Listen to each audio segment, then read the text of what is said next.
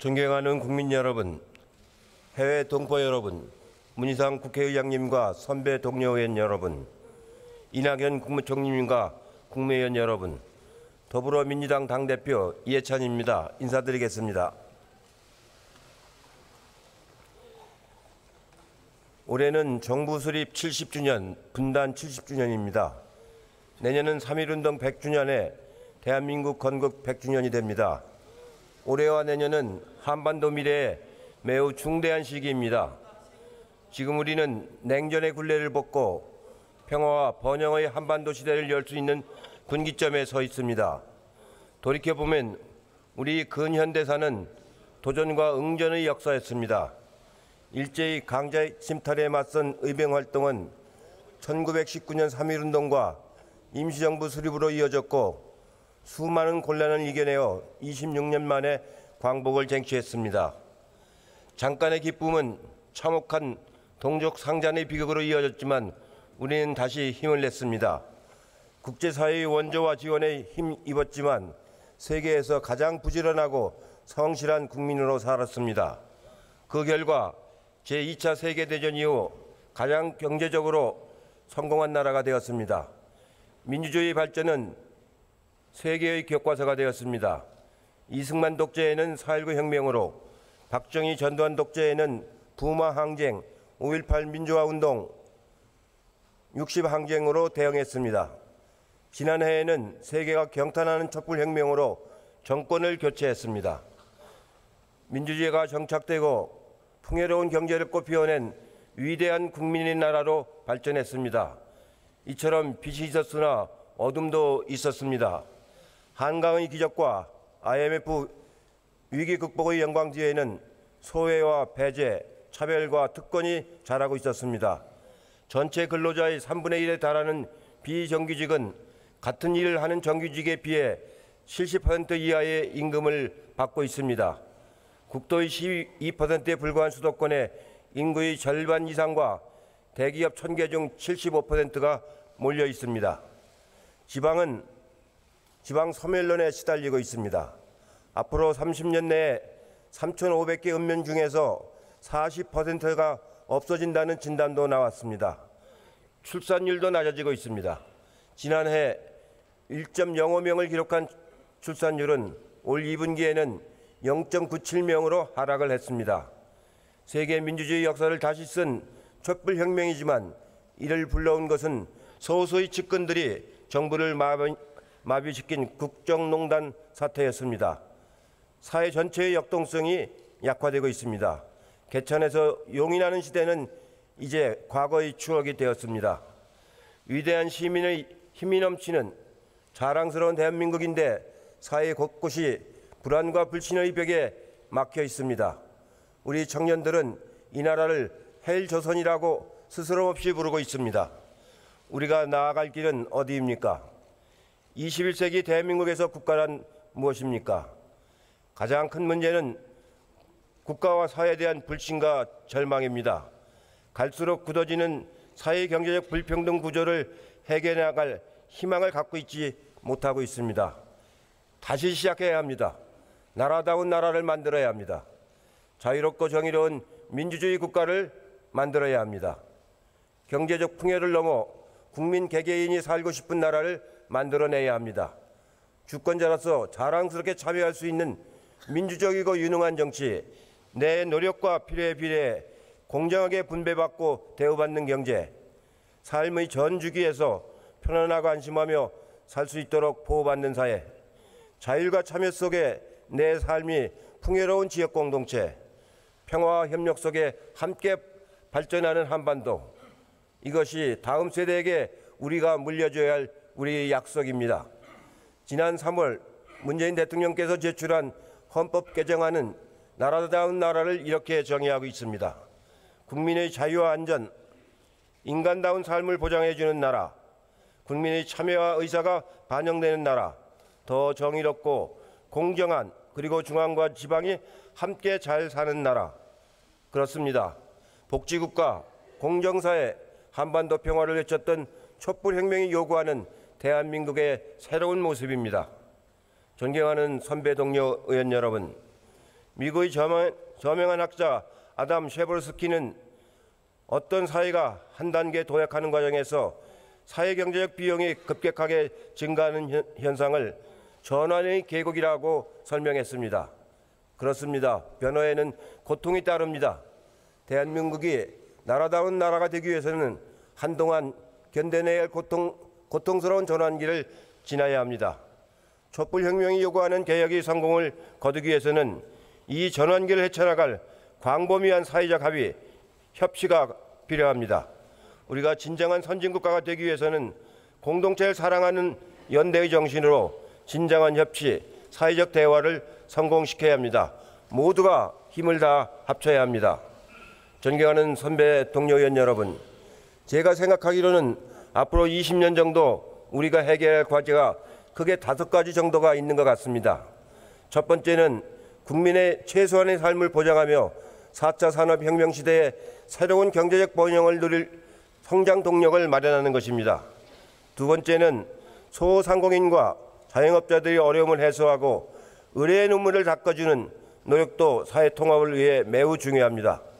세 번째는 지난 100년 동안의 굴곡진 현대화 과정에서 쌓인 사회 곳곳의 적폐를 청산하고 불공정한 사회 질서를 바로잡는 일입니다. 넷째는 국토의 균형 있는 발전과 삶의 공간으로서 지역 공동체를 활성화시키는 균형 발전, 자치 분권입니다. 마지막으로는 한반도 분단 시대를 마감하고 평화와 번영의 한반도 평화 경제 시대를 여는 과제가 있습니다. 혁신과 개혁은 혁명보다 더 어렵다고 합니다. 이들 5가지 주제를 중심으로 대한민국의 미래를 위한 새로운 길을 하나씩 살펴보겠습니다. 우리 시대에 해결해야 할 5가지 과제 중에서 핵심은 역시 경제입니다. 1948년 정부 수립 이래 우리 국민은 쉼없이 일했습니다. 수많은 인권 문제, 부의 양극화, 수도권 집중 현상이 벌어졌지만 내일은 오늘보다 더 나을 것이라는 기대감으로 정말 열심히 살았습니다. 그 결과 한강의 기적을 만들어냈습니다. 김영삼 정부 때는 소득 1만 달러를 돌파하고 OECD에 가입했습니다. 하지만 거기까지였습니다. 기적 같은 성공의 끝에는 혹독한 청구서가 날아왔습니다. 관치 특혜와 몸집 불리기로 성장했던 대기업들이 일시에 무너졌습니다. 선진 기술의 모방과 답습으로 이루어냈던 성장의 한계가 찾아왔습니다. 1997년 아시아 유엔 위기를 겪은 나라 중에 위기를 극복하고 소득 3만 달러에 도달한 나라는 우리나라뿐입니다. 대부분의 중남미국과 동남아 국가들은 불평등 극복과 혁신 성장을 해내지 못해서 성장이 정체되고 말았습니다. 흔히 말하는 중진국의 함정에 멈춰서 버렸습니다.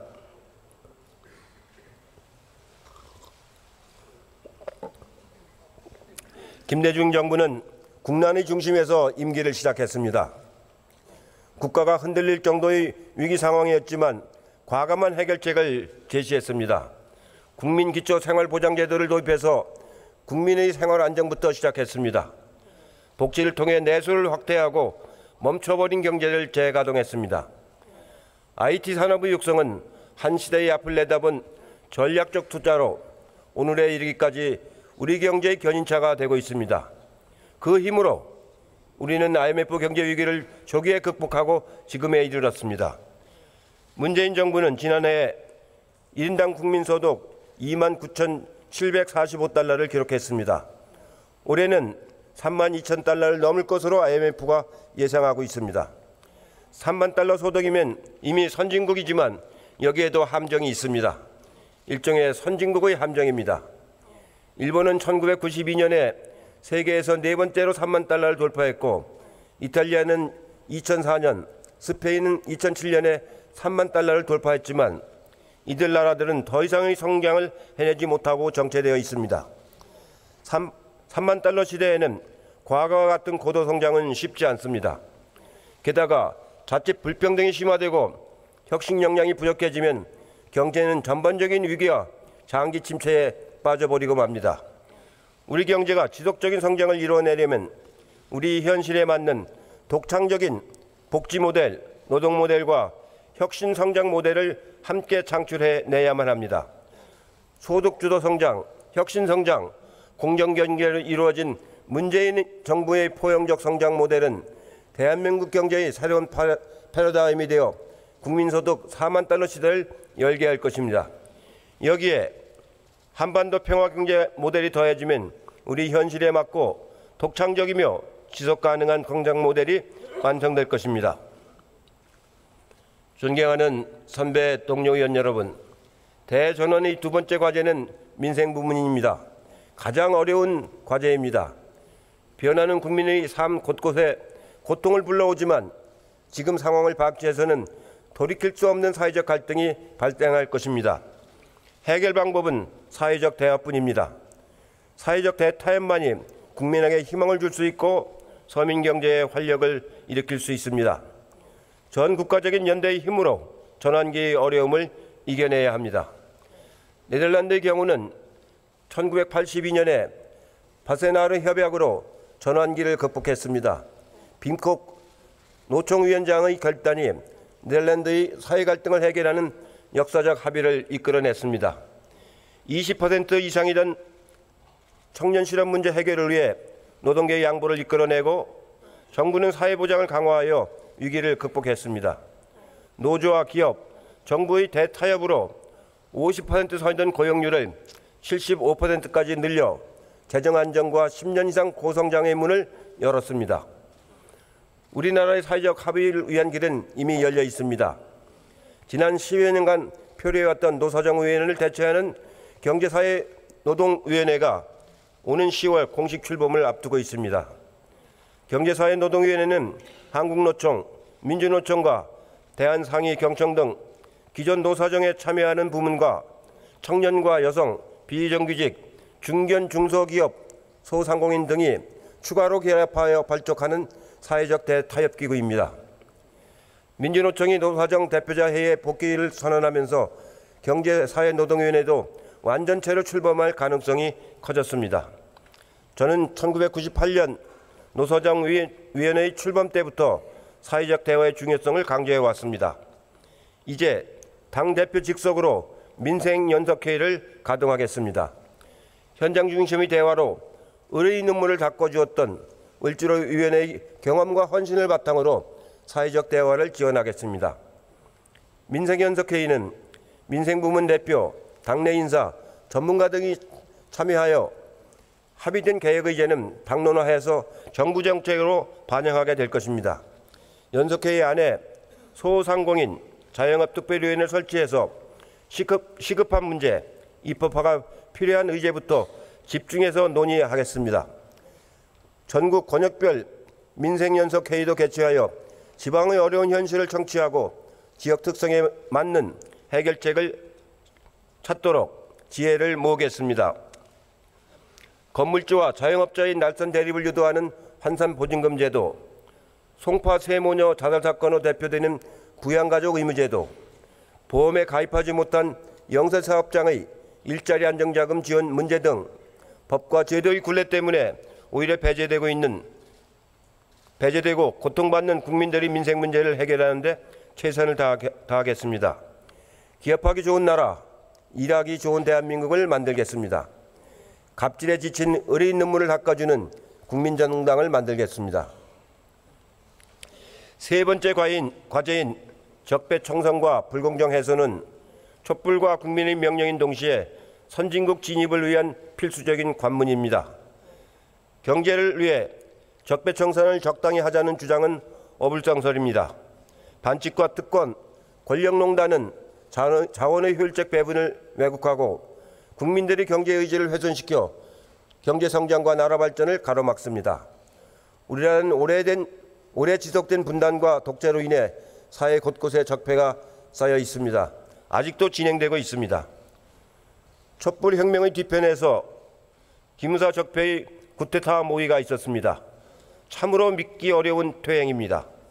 기무사는 해체되고 군사안보지원사령부가 출범했지만 사실관계를 확인해 관련자 처벌과 재발 방지 대책을 마련하는 것이 반드시 이루어져야 합니다. 양승태 사법부의 재판 거래는 저도 믿기 어려울 정도입니다. 위안부 할머니들과 일제 강제동원 피해자들이 일본 정부를 상대로 낸 손해배상 소송에까지 개입하려던 정황이 드러났습니다. 12년 만에 일터로 돌아가게 된 KTX 승무원 재판도 마찬가지입니다. 승무원들이 12년 투쟁을 부정해버린 판결은 대법원의 재판 거래라고 아니할 수 없습니다. 결국 인권과 정의 최후의 보루해야 할 사법부마저 국정농단의 최전선에 서 있었던 것입니다. 정경유착, 부정부패, 권력비리가 반복되지 않도록 고위공직자 범죄수사처를 반드시 설치하고 국민권익위원회를 반부패 청렴 업무의 중심으로 강화하겠습니다. 권력형 적폐 청산뿐만 아니라 민생 경제 적폐와 공직사의 적폐도 강력히 대처하겠습니다. 청년들이 공정한 기회를 박탈하는 채용비리, 대형 국책사업의 부실과 예산 낭비를 초래하는 입찰비리, 세금을 축내고 안보를 위협하는 방산비리, 우월적 지위로 부당한 처우를 강요하는 갑질 문화에 이르기까지 민생 경제 적폐, 생활 적폐의 뿌리는 매우 깊습니다. 기업체와 공직자 간의 부정청탁과 뇌물은 시장 질서를 교란하고 공직사회 기강을 마비시켜 기업 경쟁력과 국가 경쟁력을 악화시키는 주범입니다.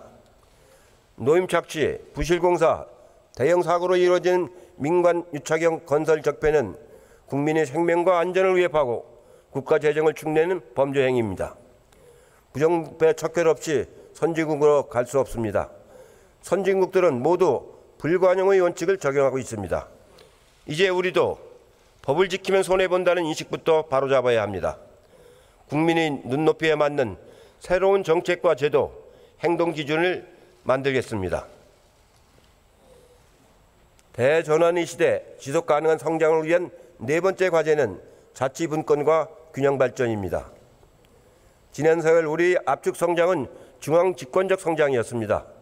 그 결과 서울과 수도권은 과밀화의 고통으로 몸살을 앓고 있고 지방은 소멸론의 위기 속에 정체되어 있습니다. 2015년 기업의 채용 공고를 분석해 보니 서울이 41%, 인천과 경기를 합치면 일자리 공고 중에서 74%가 수도권 일자리였습니다. 결국 지방 인재들은 수도권으로 몰리고 지방은 더욱 공동화되고 있습니다. 이를 해결하기 위해 문재인 정부는 연방제에 준하는 지방분권을 추진하고 있습니다. 먼저 지방정부의 역량을 높여야 합니다. 재정 문제부터 풀겠습니다. 국세와 지방세 비율을 7대3으로 계산하고 중장기적으로는 6대4까지 나아가도록 하겠습니다. 지방이양 일괄법을 제정하여 중앙사무를 획기적으로 지방으로 이양하도록 하겠습니다. 그리고 지방정부가 조직과 입법, 행정권에서 지역 특성에 맞는 독창적이고 과감한 정책을 펼칠 수 있도록 지방자치권을 확대하겠습니다.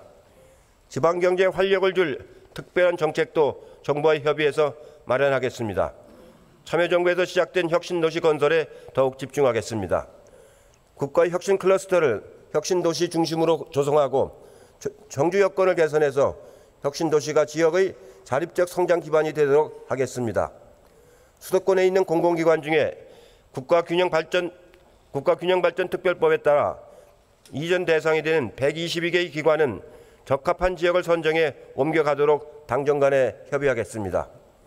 기업과 지방정부가 직접 일자리를 마련하는 광주형 일자리는 국가균형발전뿐만 아니라 새로운 일자리 정책을 위한 중요한 과제입니다. 지방정부가 국내 기업을 유치를 하기 위해서 주거와 교육, 복지 등 사회보장 제도를 강화할 수 있는 방안을 마련하도록 하겠습니다. 반드시 광주형 일자리를 성공시켜서 군산형 일자리, 부산형 일자리, 울산형 일자리, 경남형 일자리 등 지역 특성에 맞는 경제적 돌파구를 열도록 하겠습니다. 당 차원의 노력도 병행하겠습니다. 지방자치를 전담하는 지방자치연구소 등 특별기구를 설치하겠습니다. 지명직 최고위원 한 분은 지방의 이해와 요구를 대변하는 분으로 선임하겠습니다. 문재인 정부가 제시한 지역 공약들의 차질 없는 이행을 책임지고 지역 균형 발전의 토대가 될 수 있도록 최선을 다하겠습니다. 국회 세종시 의사당 설치도 매우 중요합니다. 중앙행정기관과 국책연구기관이 대부분 모여있는 실질적인 행정수도를 빨리 안정시켜 지방 분권과 국가 균형 발전이 허브로 발전시키겠습니다. 존경하는 선배 동료 의원 여러분, 다섯 번째는 한반도 평화입니다. 한반도 평화 경제입니다. 불과 1년 전만 해도 한반도는 핵과 전쟁의 위협으로 불안감에 휩싸여 있었지만 문재인 정부는 새로운 평화를 만들어냈습니다. 그리고 광복절에 문재인 대통령께서는 동아시아 철도 공정체 구축을 제안하셨습니다. 판문점 선언에서 합의된 남북 철도 도로 연결의 구체적인 목표가 제시되었다는 점에서 큰 의의가 있습니다.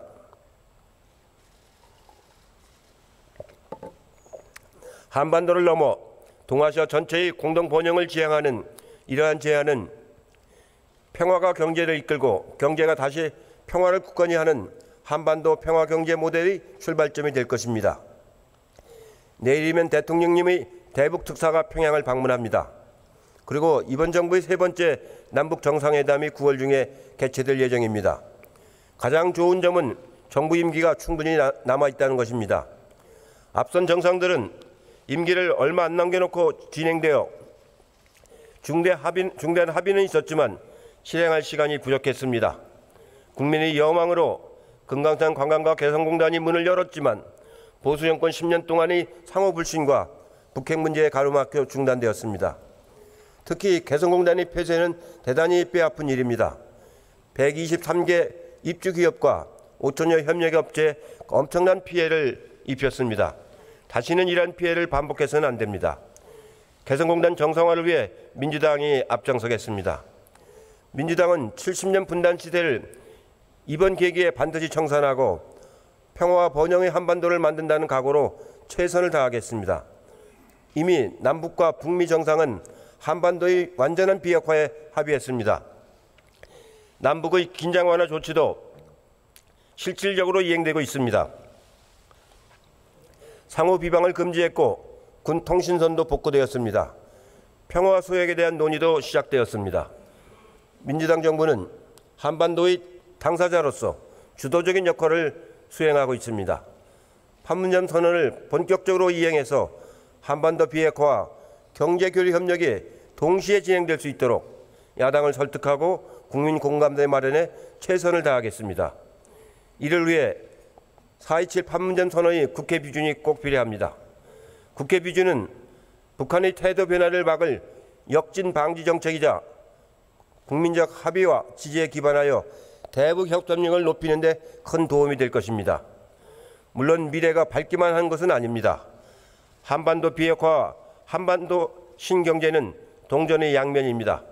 우리는 북한의 비핵화 의지와 그를 입증하는 실천 조치가 이 모든 논의 성패를 가늠한다는 것을 잘 알고 있습니다.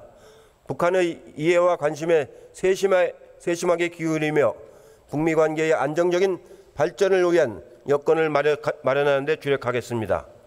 이를 위해 당내 동북아 평화위원회를 설립해서 든든한 안보를 바탕으로 한반도 비핵화와 평화체제 구축을 속도감 있게 추진하겠습니다. 문재인 정부 임기 내에 반드시 결과를 만들어내도록 하겠습니다. 존경하는 국민 여러분, 선배 동료 의원 여러분, 올해 정기국회는 민생 안정과 사회개혁으로 국민에게 희망을 주어야 합니다. 내년엔 정부 재정의 역할이 그 어느 때보다도 중요합니다. 재정이 민생의 버팀목이 되고 일자리 창출이 마중물이 되어야 합니다. 먼저 좋은 일자리 창출은 정부가 해야 할 절대적인 과제입니다.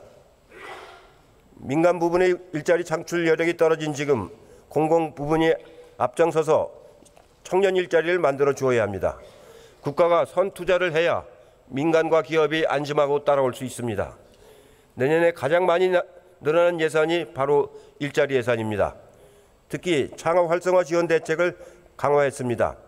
창업, 성장, 도약, 재창업의 단계적 지원을 늘리고 모험 자본 확충을 위해 지원해서 민간 일자리를 확대하도록 하겠습니다.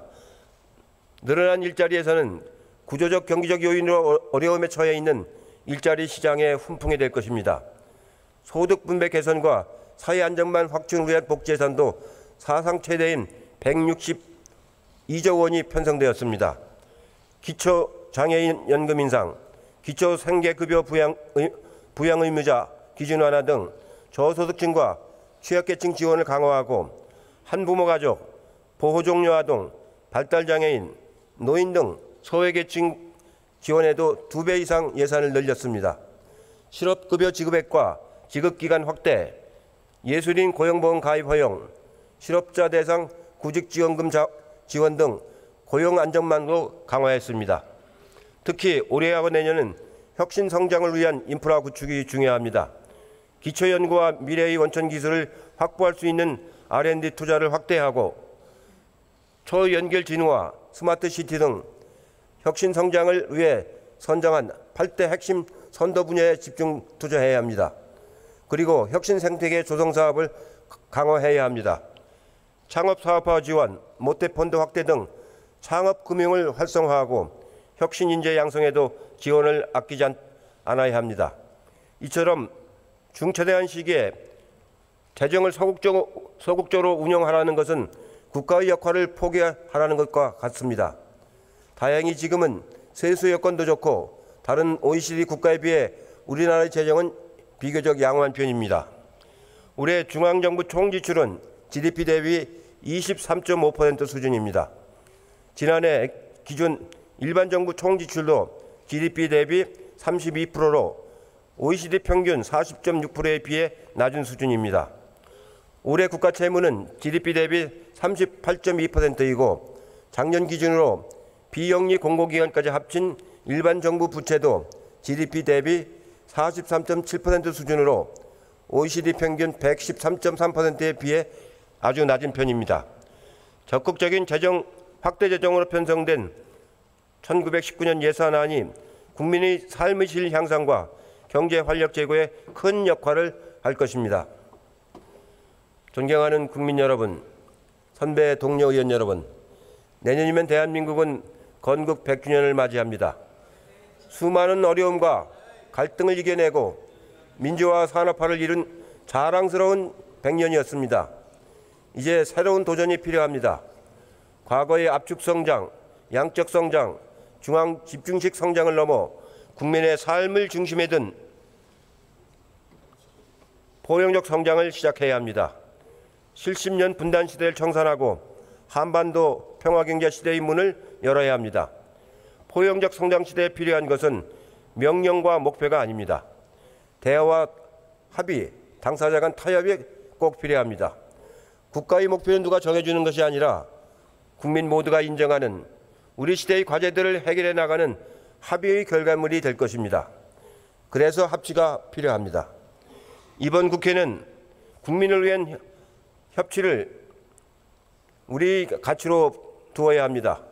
저는 지난 전당대회에서 5당 대표 회동을 제안했습니다. 그동안 국회는 당대표 간 협치가 실종된 상태였습니다. 앞으로 5당 대표 회동이 정례화된다면 국회는 국민을 위해서 더 봉사하고 더 큰 희망을 드리게 될 것입니다. 11월에는 여야정 상설협의체도 가동이 됩니다. 여당과 야당이 함께 힘을 모아 나갑시다. 외교 안보 문제에는 초당적으로 협력해야 합니다. 민생경제 문제에는 동서도 좌우도 있어서는 아니 됩니다. 그 자리에는 오직 국민만이 있어야 합니다.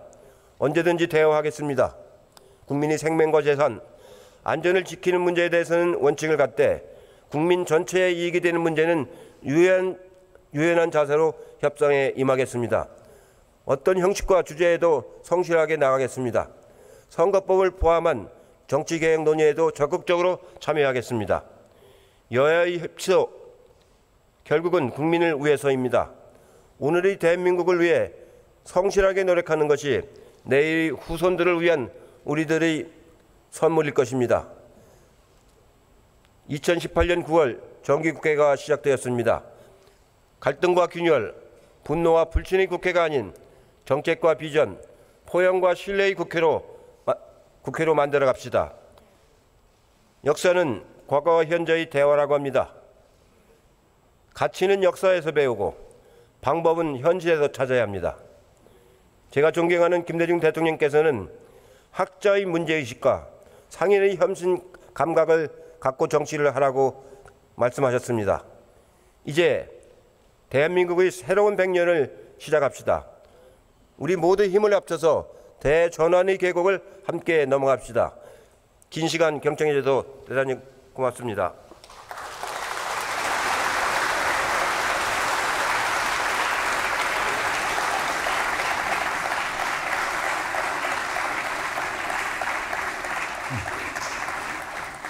이해찬 대표 수고하셨습니다.